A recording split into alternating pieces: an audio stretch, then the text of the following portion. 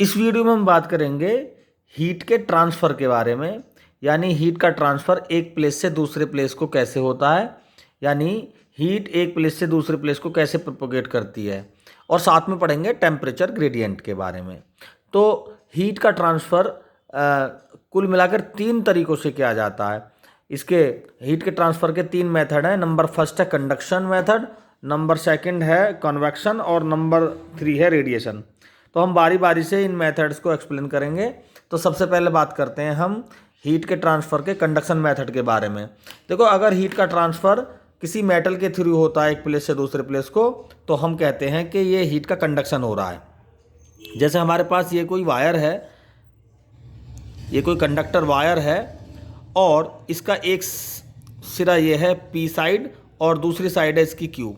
P side को हमने किसी हीट सोर्स से कनेक्ट किया तो ओबियसली इसमें को हमने मान लिया क्यू हीट ट्रांसफ़र करेगी। तो जैसे ही मेटल में फ्री इलेक्ट्रॉन होते हैं और ये फ्री इलेक्ट्रॉन इस हीट को एब्जॉर्व करेंगे तो ये इलेक्ट्रॉन दूसरे सिरे की तरफ को मूव करेंगे, क्योंकि खुद का टेम्परेचर इलेक्ट्रॉन्स का हाई हो जाता है तो धीरे धीरे पी से क्यू की तरफ को टेम्परेचर भी बढ़ेगा और हीट का ट्रांसफ़र पी से क्यू की तरफ होगा। इस कंडीशन में मैंने मान लिया इस साइड का टेम्परेचर θ1 है और ये हायर टेम्परेचर है, और जैसे जैसे हम क्यू साइड की तरफ को जाएंगे तो टेम्परेचर घटता हुआ जाएगा और मैंने मान लिया इस साइड का टेम्परेचर हो गया θ2। ठीक है, तो हायर टेम्परेचर से लो टेम्परेचर की तरफ को हीट का फ्लो होगा इलेक्ट्रॉन्स के थ्रू। तो इस तरह के कंडक्शन को कहते हैं कंडक्शन। ठीक है, इस तरह के ट्रांसफ़र ऑफ हीट को क्या कहते हैं, कंडक्शन। देखो, इस तरह यहाँ पर हमें पता है कि यहाँ का टेम्परेचर θ1 ज़्यादा है और ये लगातार घटता हुआ जा रहा है। तो इस तरह से टेम्परेचर यूनिफॉर्मली डिक्रीज़ हो रहा है। तो हम कहेंगे हर पॉइंट का टेम्परेचर अलग होगा, तो टेम्परेचर की डिफरेंट टेम्परेचर की बहुत सारी लेयर बन जाएंगी इसमें। इस तरह से यहाँ पर और दूसरी लेयर बन गई, यहाँ पर तीसरी लेयर बन गई, तो लगातार टेम्परेचर घटता हुआ जा रहा है। तो अब हम मान लेंगे भाई यहाँ पर टेम्परेचर, इस साइड का टेम्परेचर अगर θ1 है और इस लेयर का टेम्परेचर घट के θ2 हो गया और दोनों के बीच की डिस्टेंस है Δx। तो टेम्परेचर ग्रेडियंट की बात करें तो टेम्परेचर ग्रेडियंट हो जाएगा टेम्परेचर का डिफरेंस θ2 माइनस θ1 अपॉन Δx, यानी डिस्टेंस के साथ टेम्परेचर के घटने की दर, यानी यूनिफॉर्मली डिक्रीजमेंट ऑफ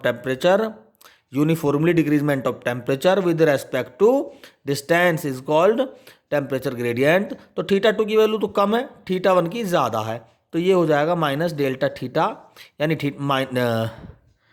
ये हो जाएगा माइनस θ1 माइनस θ2 अपॉन Δx या minus Δθ upon Δx। This is the temperature gradient.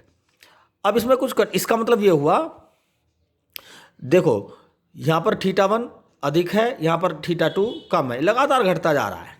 ठीक है, और इसका टेम्परेचर लगातार बढ़ भी रहा है। जैसे जैसे हीट का ट्रांसफ़र हो रहा है हर लेयर का टेम्परेचर बढ़ भी रहा है।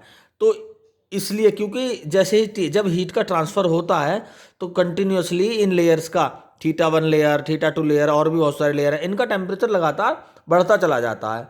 तो इन सभी स्टेट्स को या लेयर्स को बोलेंगे वेरिएबल स्टेट्स। ठीक है, लेकिन एक कंडीशन ऐसी आती है कि सबका टेम्परेचर समान हो जाता है, इस साइड का भी टेम्परेचर, इसका θ1 का भी θ2 का भी, और ये जो कंडीशन है थीटा जो भी टेम्परेचर है इस साइड का, अगर पूरे वायर का सभी स्टेट्स का सभी लेयर्स का टेम्परेचर सेम हो जाए तो फिर तो ये जो सिरा है ये यहाँ से हीट को रिसीव ही नहीं करेगा, क्योंकि हीट को रिसीव कब तक करेगा, जब तक टेम्परेचर का डिफरेंस है, जब तक उसको पता है कि इस दूसरी साइड में टेम्परेचर कम है तो वहाँ को हीट का फ्लो होता है हाई टेम्परेचर से लो टेम्परेचर की तरफ। लेकिन जब टेम्परेचर ही सेम हो जाएगा पूरे स्टेट में, पूरे वायर में, तो हीट यहाँ से ये सिरा सोर्स से हीट को रिसीव नहीं करेगा और इस कंडीशन में क्या होगा, इस कंडीशन में हीट का ट्रांसफ़र नहीं होगा।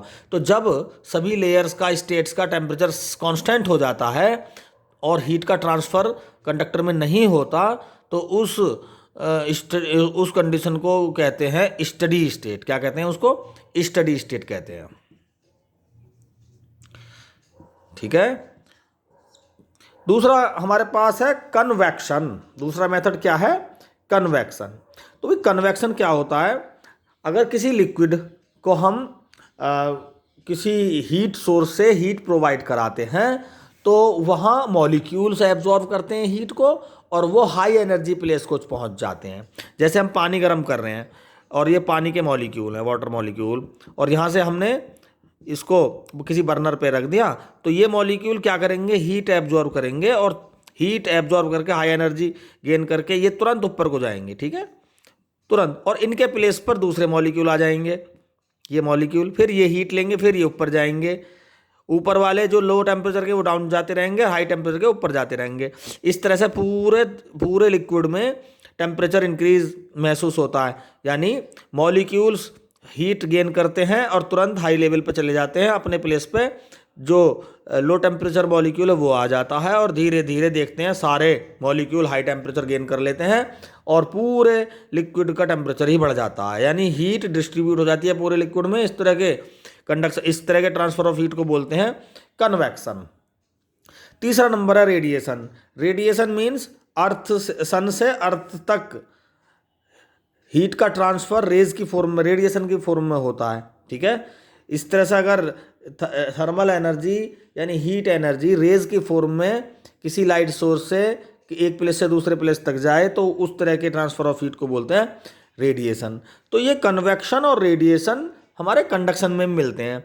जब ये स्टडी स्टेट में पहुंच जाता है तो इसकी सरफेस से हीट रेडिएट हो जाती है और रेडिएशन से हीट का ट्रांसफ़र होता है एक प्लेस से दूसरे प्लेस को, और साथ में कन्वेक्शन से भी हीट का ट्रांसफ़र होता है इसकी सरफेस से, रेडिएशन के साथ साथ कन्वेक्शन से। यानी जो एटमॉस्फेयर मॉलिक्यूल है वो भी गर्म होते हैं, वो भी ऊपर चले जाते हैं और ठंडे मॉलिक्यूल डाउन आते हैं, सरफेस के नज़दीक को आने की कोशिश करते हैं, ठीक है।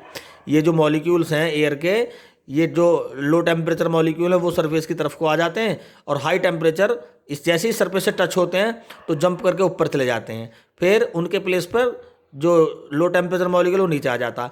तो कन्वेक्शन से और रेडिएशन से भी साथ साथ इस कंडक्टर में हीट का ट्रांसफ़र एक प्लेस से दूसरे प्लेस पर होता है। तो मैं आशा करता हूँ कि ये वीडियो आप सब स्टूडेंट्स को समझ में आ गई होगी। Thank you.